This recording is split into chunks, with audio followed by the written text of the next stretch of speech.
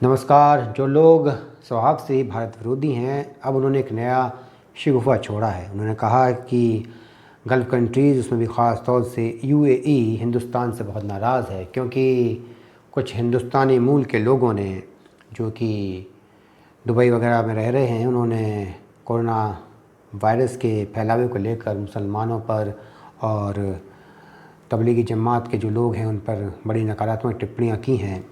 वैसे हिंदुस्तानी मूल के जिन लोगों का ज़िक्र किया जा रहा है, उसमें एक कोई बिजनेसमैन है और दूसरा हमारा सोनू निगम है। और उसके जिस ट्वीट का हवाला दिया जा रहा है वो आज का नहीं है, वो 2-3 बरस पुराना है। और ये जो ऐतराज़ की बात की जा रही है वो वहाँ के किसी सरकारी अधिकारी या किसी और दूसरे आधिकारिक सूत्र ने नहीं कहा है। ये बस हिंदुस्तान के खुराफाती पत्रकारों के दिमाग की उपज है। वो जिस राजकुमारी का हवाला दे रहे हैं वो कौन है? वहाँ के राज परिवारों में, खाड़ी मुल्कों के में बहुत सारे सदस्य होते हैं, हज़ारों हज़ार सदस्य होते हैं।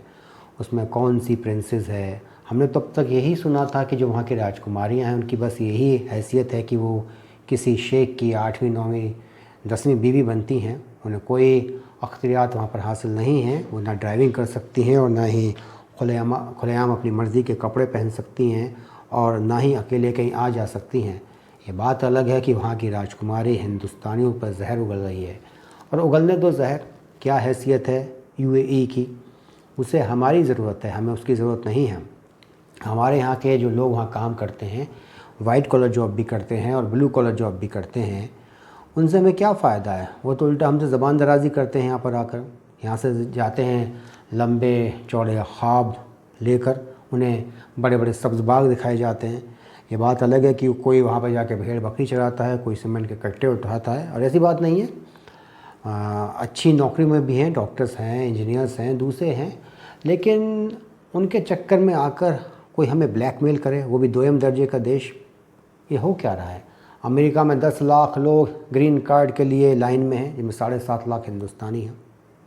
इसके अलावा इंग्लैंड में डॉक्टर्स फंस गए, जो वहाँ की जो सरकारी मेडिकल नौकरी है उसके लिए इम्तहान देने गए थे। पहले स्तर का इम्तहान हिंदुस्तान में होता है और दूसरे स्तर का वहीं जाकर देना पड़ता है। अचानक ये जो लॉकडाउन वगैरह हुआ उसकी वजह से वहाँ की परीक्षाएं स्थगित हो गईं, वहीं फंस गए।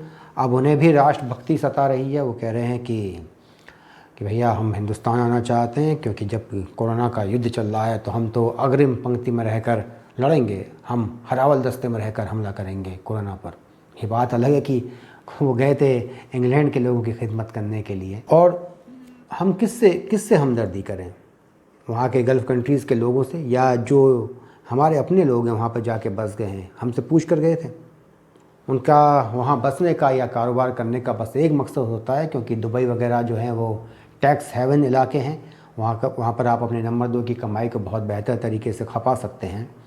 और दूसरी बात यह है कि हम इस स्थिति में हैं कि हमें यूएई की नाराज़गी की भी चिंता करनी चाहिए। और ये बात अलग है कि पूरी दुनिया में पाकिस्तान के अलावा सिर्फ एक मुस्लिम देश है जो हिंदुस्तान के खुलकर खिलाफ़ है, और वो है टर्की।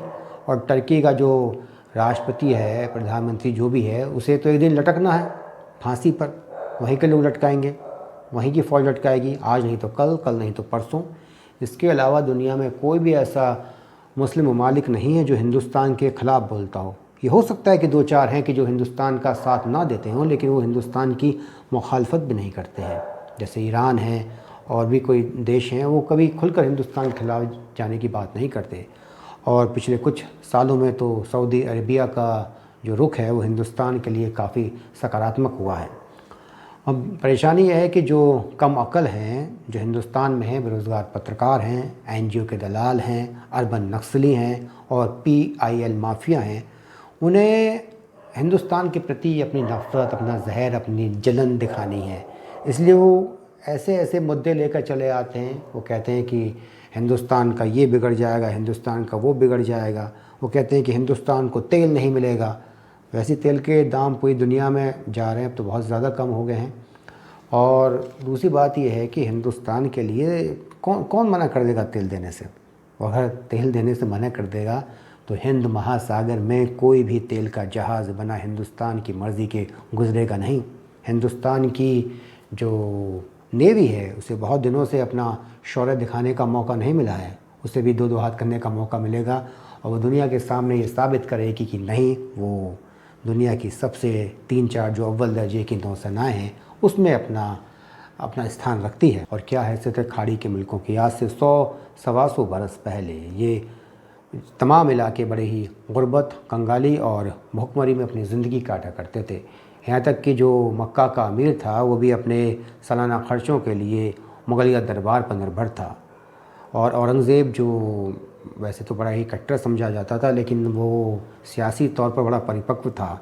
वो परेशान हो गया कि साल में 4 मरतबा जो मक्का का अमीर है वो हिंदुस्तान अपने सफ़ीर भेज देता है ताकि वहाँ से पैसा मिल सके, और आखिर में उसने आज़िज़ आकर वो उसकी तमाम इमदाद बंद कर दी।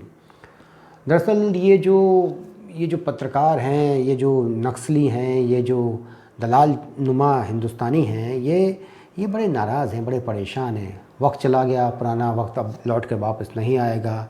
नेशनल एडवाइजरी काउंसिल के ज़माने में बड़े मज़े लिए हैं, अब लात मार कर भगा दिए गए हैं। पैसा बहुत है इसलिए घर पर ही बैठकर लाल सलाम कर रहे हैं, और जिनके पास पैसा नहीं है वो अलग अलग हिंदुस्तान विरोधी वेबसाइट्स में और दूसरे मीडिया इंस्टीट्यूशंस में काम कर कर मुल्क का वक़ार बेच रहे हैं। लेकिन ये चाहते हैं कि हिंदुस्तान में कोई सांप्रदायिक सद्भाव ना रहे। यही वजह है कि अब इन्होंने मुसलमानों का कंधा इस्तेमाल करना शुरू किया, जो बेचारा कम पढ़ा लिखा है या जल्दी बहका में आ जाता है। इसके अलावा कुछ नौकरी पेशा तबका है जो दिल्ली में आके बसा है, जो फ्लैट कल्चर वाला है, अब वो बहुत जल्दी इनके बहकावे में आ जाता है। लेकिन हिंदुस्तान की जो अक्सरियत है मुसलमानों की, वो तो अपने वतन से बहुत मोहब्बत करती है। इस देश की कुछ तासीर ऐसी है कि इस मिट्टी में पैदा हुआ कोई भी व्यक्ति बहुत ज़्यादा लंबे वक्त तक एक दूसरे से अलग नहीं रह सकता। लेकिन ये हर मुमकिन कोशिश कर रहे हैं, पर ज़्यादा दिनों तक इनका ये खेल चलेगा नहीं। देर सबेर इनकी जो असलियत है, इनका जो काला खेल है, वो दुनिया के सामने ज़ाहिर हो जाएगा और उस वक्त इन्हें दंडित किया जाएगा। और सबसे बड़ी जो है वो ज़िम्मेदारी सरकार की है, वो इस तरह के लोगों को रोके। ये छोटे छोटे जो पॉइंट्स हैं वो उठा लेते हैं, इसके दम पर वो जो भारत के जो विदेश संबंध हैं उसको निर्धारित करना चाहते हैं। इन बेवकूफ़ों को ये नहीं मालूम कि जो सियासी ताल्लुकात होते हैं, जो परराष्ट्र संबंध होते हैं, वो इस तरह की छोटी मोटी बातों से ना बिगड़ते हैं ना बनते हैं। इसके पीछे सबका अपना स्वार्थ होता है।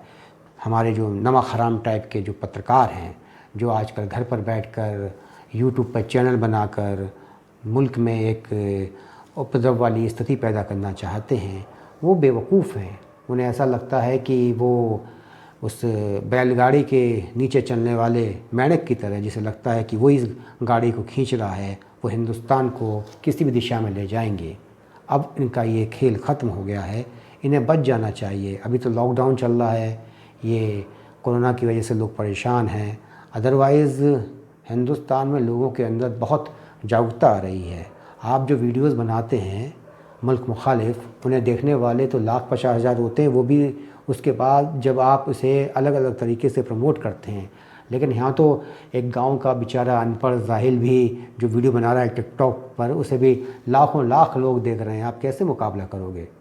ये सारे संसाधन जो हैं सिर्फ आपके पास ही नहीं है, दूसरों के पास भी हैं। तैयार हो जाइए एक अंतिम युद्ध के लिए, जो आज नहीं तो कल, कल नहीं तो परसों या उसके बाद होगा, लेकिन सब कुछ साफ होगा। युद्ध भी होगा और भारतवर्ष शुद्ध भी होगा। नमस्कार, जय हिंद।